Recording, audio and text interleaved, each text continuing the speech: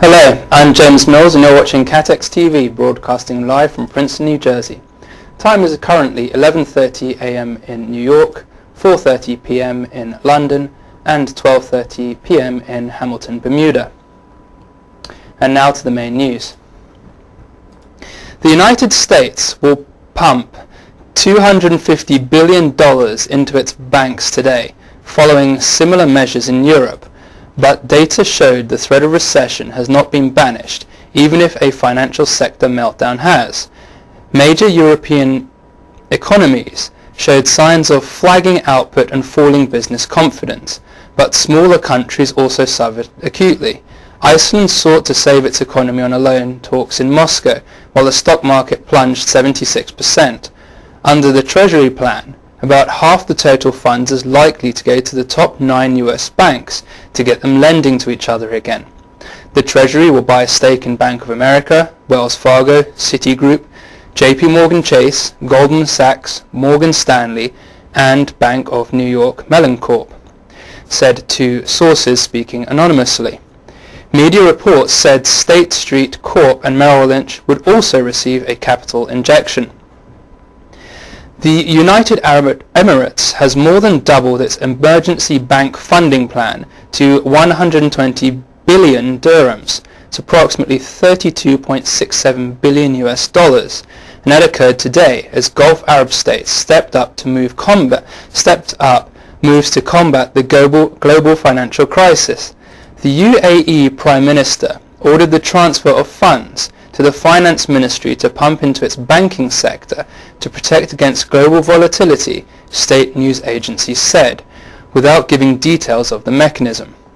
The latest moves come after unprecedented week of emergency policy initiatives in the Gulf and around the world to revive a financial sector paralyzed by fear and threatening to push the global economy into a deep recession.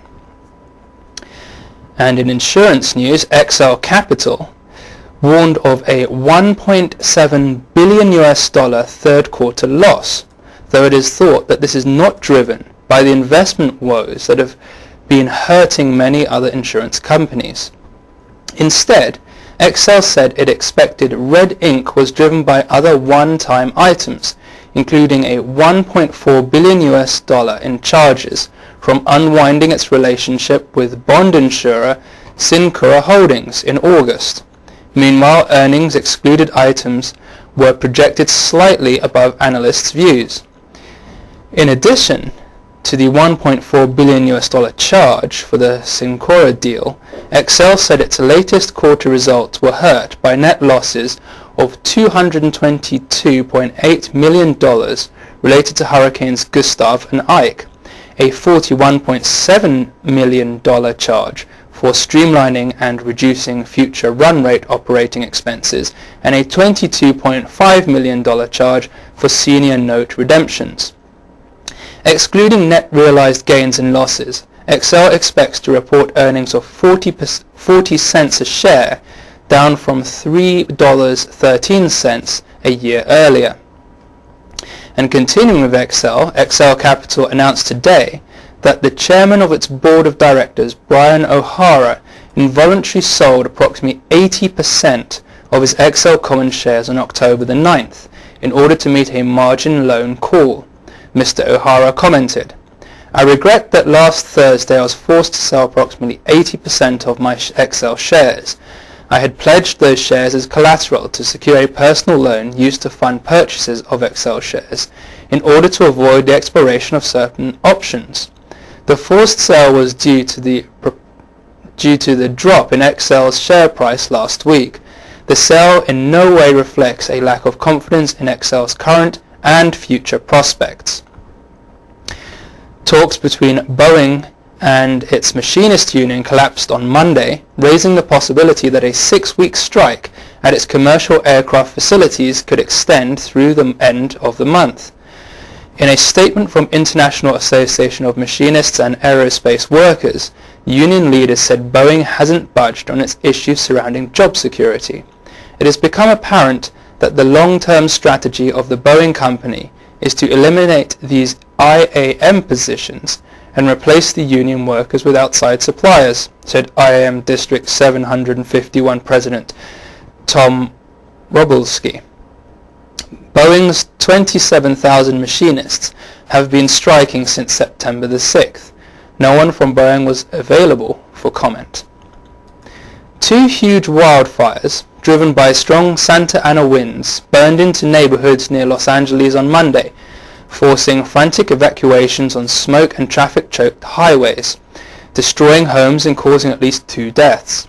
Around sunset, residents were warned to stay on alert during the night, and winds more than 60 miles an hour were forecast. Governor Arnold Schwarzenegger declared a state of emergency in Los Angeles and Ventura counties.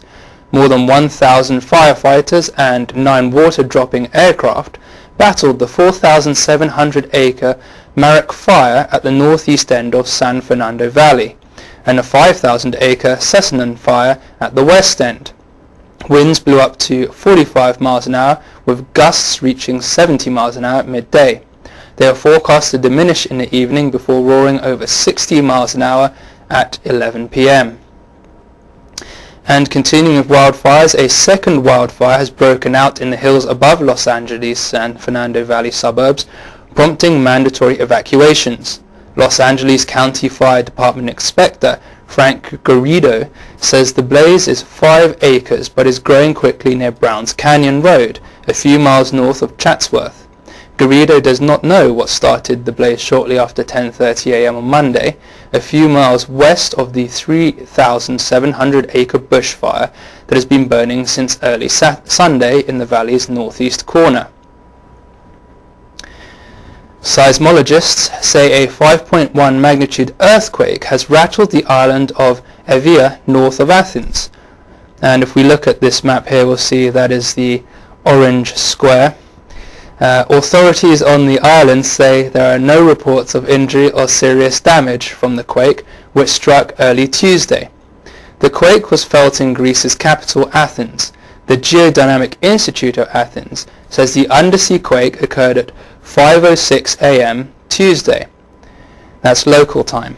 Its epicenter was 95 kilometers north of Athens, near the coast of northern Evia. The U.S. Geological Survey listed the magnitude of Tuesday's earthquake as 4.9. And now we'll go to a commercial break. Every day, the world wakes up and goes to work, pursuing the unique opportunities that lead the global economy forward. The complexity and close connectivity of today's global marketplace is a true modern miracle that can create unparalleled success. But it takes confidence, passion, innovation, and understanding. Enabling opportunity. Protecting capital. Engineering innovation. Investing in your future. Ensuring continuity. Finding the right balance. It takes Aon. From prehistoric time to today, man's progress has been marked by his ability to fashion tools and use them to his advantage. From early humans making tools from stone, man evolved and was soon trading with other men. Money evolved, and tools such as the abacus to handle complex money transactions were developed. By the end of the 19th century, machines such as the cash register began to appear. 100 years later, we have even better computer-driven machines which track stock, change prices, and automatically reorder. Meanwhile, the reinsurance industry has failed to embrace man's drive for progress. The reinsurance industry today would be as familiar to practitioners from the 1800s as it is to modern underwriters. An underwriter or broker from 1800 would settle nicely into today's business. That is, until now. For the reinsurance industry, pivot point changes everything. Soon it will be understood that the period before pivot point was as dark as the caveman period was before the abacus. Come and see for yourself if you don't believe. After a demonstration, you will understand what is possible.